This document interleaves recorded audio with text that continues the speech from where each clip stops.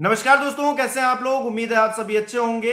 Middle east में आग धधक रही है और अब भारत भी इसकी चपेट में आ सकता है, क्योंकि हार्मूज की जो खाड़ी है उसे ब्लॉक कर दिया गया है ईरान की तरफ से। लेकिन भारत का जो रुख है उस पर सोनिया गांधी सवाल खड़े कर रही हैं और वो कह रही हैं कि जिस तरह से मोदी जी ने चुप्पी साध रखी है वो ठीक नहीं है। इसको लेकर बातचीत करेंगे। केपी मलिक जी वृहस्पतिवार हमारे साथ जुड़े। सर, बहुत बहुत स्वागत है आपका। धन्यवाद हिमांशु जी, आपको भी और आपके दर्शकों को होली की बहुत बहुत शुभकामनाएं, बधाई। आपके लिए मंगल कामनाएं करते हैं, आपके दर्शकों के लिए भी, और सबके लिए होली शुभ हो। और जो संकट दुनिया पे चल रहा है उससे हम भी कम से कम प्रभावित हों, ज्यादा प्रभावित ना हो, क्योंकि जाहिर सी बात है कि जिस प्रकार से युद्ध चल रहा है, तेल महंगा होगा, और तेल महंगा होगा तो खाद्य पदार्थ और बाकी चीजें महंगी होंगी। ये जल्द से जल्द शांति हो, इसकी भी हम कामना करते हैं जी। जी सर, सोनिया गांधी को लग रहा है कि खामनेई की हत्या पर भारत की चुप्पी जो है वो गलत थी, उस पर वो हैरानी जता रही है। आपको भी हैरानी हो रही है क्या कि मोदी जी ने कुछ नहीं बोला, कुछ नहीं कहा? एक जो सुप्रीम लीडर था एक देश का, वो इस तरह से हमले में मारा गया। देखिए हिमांशु जी, अगर आप देखें, सोनिया गांधी जी का सवाल पूछना वाजिब है, सवाल पूछना चाहिए। और मुझे लगता है कि सरकार को, विपक्ष को कॉन्फिडेंस में लेना चाहिए, सरकार को बताना चाहिए। 48 घंटे पहले प्रधानमंत्री जी भारत आते हैं और 48 घंटे पूरे भी नहीं होते युद्ध शुरू हो जाता है। तो ये जाहिर सी बात है कि क्या वो अपनी सहमति देने इजराइल को गए थे? और उसके बाद इराक के इतने बड़े नेता की मौत हो जाती है उस पे, और हम निंदा करें नहीं करें क्या करें, एक सांत्वना का ट्वीट तो आना ही चाहिए। क्योंकि भारत की रणनीति, विदेश नीति हमेशा ये रही है कि ना काहू से दोस्ती, ना काहू से बैर।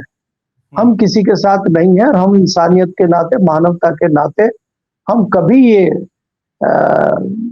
मतलब अच्छा नहीं मानते इस बात को कि किसी के साथ कोई अन्याय हो।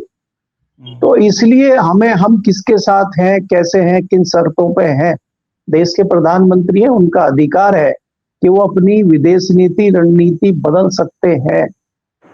हम अगर अपनी विदेश नीति, रणनीति बदल रहे हैं, हम कैसे अपने देश में आगे चीजों को ला रहे हैं, तो ये कम से कम पार्लियामेंट स्पेशल सेशन बुलाया जा सकता है, विपक्ष को बताया जा सकता है, ऑल पार्टी मीटिंग तो कम से कम बुलाई जा सकती है कि आज दुनिया में जिस तरह की चीजें चल रही हैं, भारत का उसमें विशेष योगदान है, विशेष महत्व है। तो हमें किस ओर रहना है, क्या कर रहे हैं, हम क्या कर रहे हैं, क्या करेंगे, क्या हमारी रणनीति होगी, इस पे कम से कम एक विचार विमर्श करना चाहिए। इसीलिए सोनिया गांधी ने ये सवाल पूछे हैं, क्योंकि भारत का ईरान के साथ कोई आज का रिश्ता नहीं है। अगर आप उनका आर्टिकल पढ़ेंगे तो उन्होंने वाजपेयी जी के कार्यकाल की कई सारी चीजों का जिक्र किया है। और वाजपेयी जी जब तेहरान गए थे, वाजपेयी जी के ईरान के जो संबंध उस टाइम थे भारत के, उनका जिक्र उन्होंने किया और उन पर सवाल पूछा है कि क्या वो जो समझौते हुए थे और जिस तरह की चीजें हमारे साथ है, क्योंकि आज आप देखेंगे कि भारत इससे प्रभावित हुए बिना नहीं रह सकता। क्योंकि भारत का जो तेल आता है, 50 से 60% तेल जल डमरू मध्य के बीच से ही होके आता है, और वो रोक दिया है ईरान ने। अगर ईरान ने रोक दिया है तो उसका प्रभाव निश्चित तौर पे भारत पे पड़ेगा। तो भारत की उसके बाद भारत की क्या तैयारी है? आज हमारे पेट्रोलियम मिनिस्टर कहाँ है? वो कोई प्रेस कॉन्फ्रेंस कर रहे हैं क्या? वो कोई देश को संबोधन करके बताएंगे क्या? बहुत सारे सवाल हैं।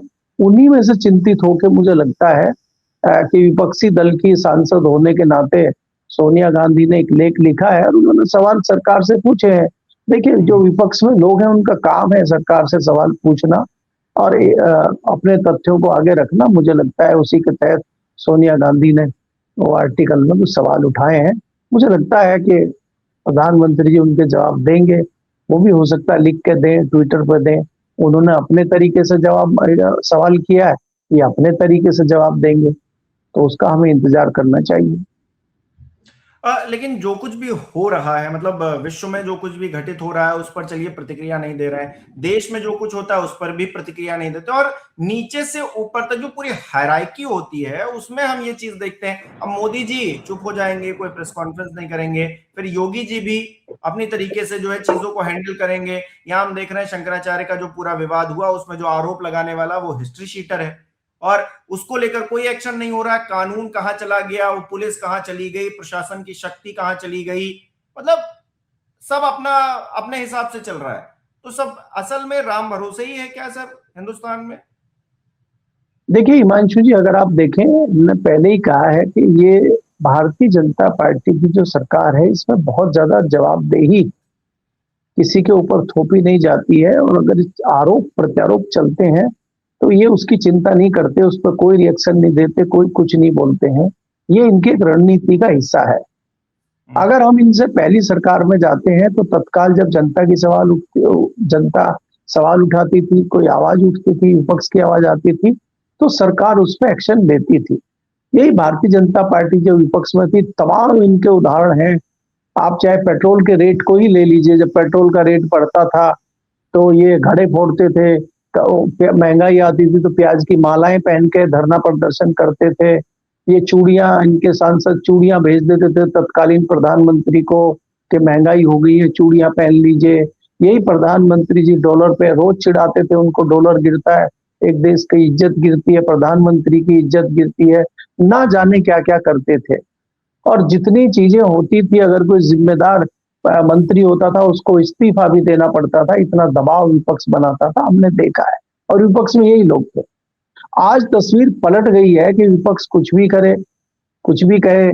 आप सोचिए, हैरानी की बात है कि एक हफ्ता आप पार्लियामेंट ही नहीं गए, क्योंकि आपको वहां विपक्ष के सवालों का सामना करना पड़ेगा।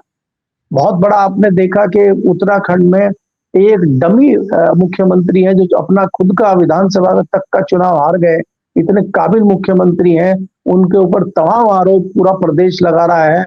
सड़कों पे धरने प्रदर्शन चल रहे हैं, रैलियां हो रही हैं, मार्च हो रहे हैं, और इनकी कान पे जू नहीं रेंगता, कोई इस्तीफा, कोई कुछ नहीं होता, किसी को नहीं हटाया जाता है।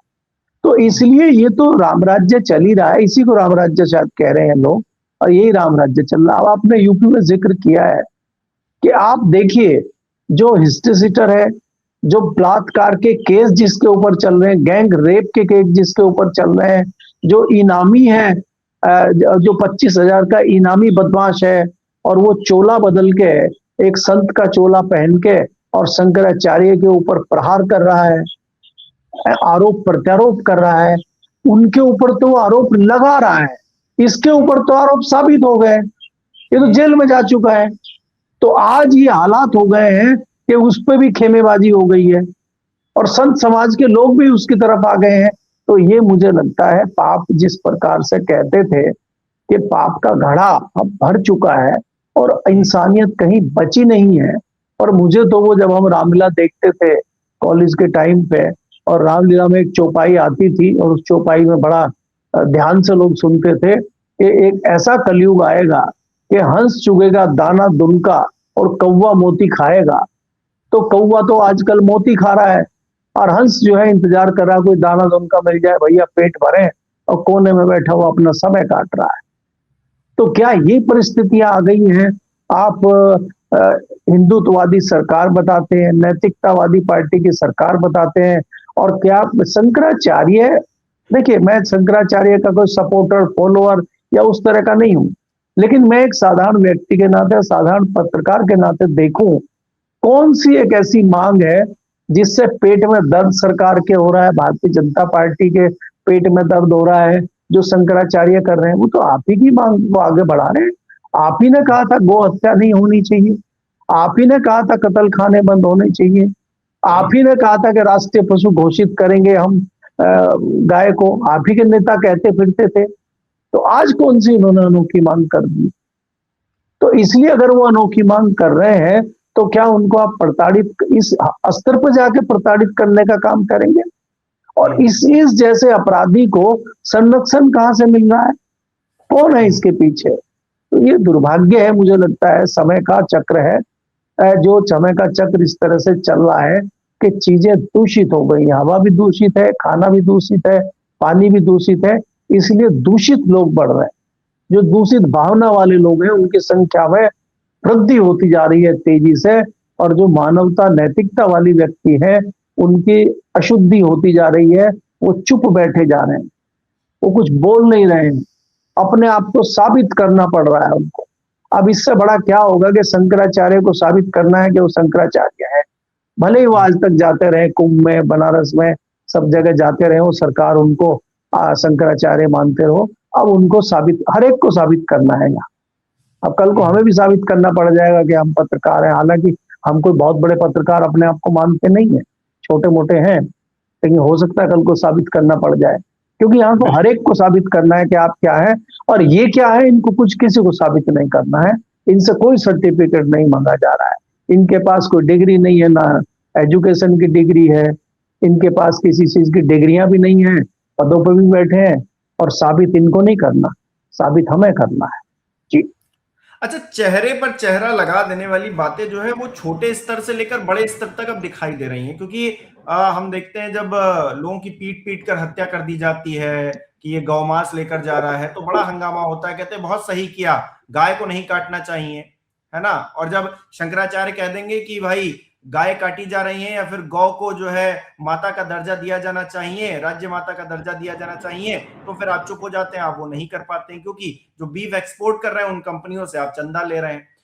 यही चीज जब बड़े स्तर पर देखते हैं, अखलाक वाले मामले पे भी देख लीजिए, यही जब बड़े स्तर पर देखते हैं तो कोई देश अगर कहीं पर अन्याय कर रहा है या फिर वो चीजें नहीं करनी चाहिए, युद्ध की परिस्थितियों में भी थोड़ी तो सीमाएं होनी चाहिए ना, लेकिन उन सीमाओं को भी अगर लांघा जा रहा है या जबरदस्ती कहीं पर की जा रही है, तो या फिर जो पीड़ित लोग हैं उनके पक्ष में कम से कम एक संदेश दे देना, या फिर जो गलत हो रहा है उसको गलत कह देने की हिम्मत भी नहीं जुटा पा रहे, तो नीचे से लेकर ऊपर तक हैराकी वहीं चल रही है और पूरी तरीके से एक्सपोज हो गई है। क्या हिमांशु जी, अगर आप देखें, मैं तो उस कम्युनिटी से आता हूं जो हनुमान भी कहते हैं और ये भी कहते हैं कि दूसरे के फटी में टांग अड़ाने वाले लोग हैं।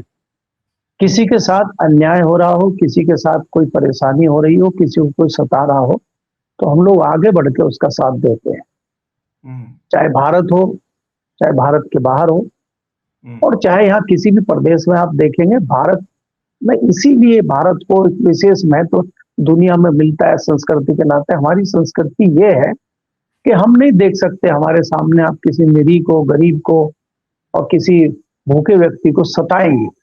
हम लोग तो उसकी मदद करते हैं, हम लोग तो उसकी सहायता करते हैं, और हम लोग तो उसके साथ खड़े होते हैं जो निरीह है, कमजोर है। ये संस्कृति हमारी है। आज ये संस्कृति धीरे धीरे हटती जा रही है।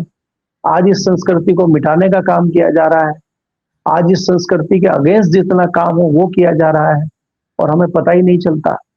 आप सिर्फ इसलिए चुप हैं कि आपको राजनीति करनी है, आपको चुनाव लड़ना है, चुनाव के लिए चंदा चाहिए आपको, और चंदा वही आपको दे पाएंगे जो गलत काम करेंगे, और गलत काम में ही तो कत्ल खाने चलते हैं, गलत काम में ही तो गाय का मांस एक्सपोर्ट होता है। आप मुझे बताइए, क्या आपने आज तक कितने छापे मारे जिसमें दूध का दूध, पानी का पानी हो गया कि ये गौ मांस ले जा रहे थे, गो हत्या कर रहे थे, या हमने इतनी गाय पकड़ी हैं? या आप सफलता बता दीजिए कि पिछले 10 साल में आपने कितनी गौशालाएं, कितनी कोई ऐसी योजनाएं बनाई हैं जिसमें गौ माता की रक्षा होगी। आपके पास कोई मैकेनिज्म ही नहीं है, आपके पास कोई प्लान ही नहीं है। आप खाली हवा हवाई बातें कर रहे हैं और हवा हवाई जुमलेबाजी करके आप यहाँ तक पहुंच गए। मैंने पहले भी हिमांशु जी आपके चैनल पे कहा था कि वास्तव में अगर आप गौ माता का भला करना चाहते हैं तो आपको गौ माता का परिवार बनाना पड़ेगा। अकेली गौ माता कहाँ से आएगी? वो क्या जादू की छड़ी है क्या, उससे पैदा कर लेंगे आप गाय का? गाय का पूरा चक्र है, गाय का एक पूरा सिस्टम है, और वो किसान कर पाएगा। किसान खुद तरसता है आपकी सरकार में। किसान से आप सिर्फ जमीन लूटने के लिए, उसकी फसल लूटने के लिए काम कर रहे हैं।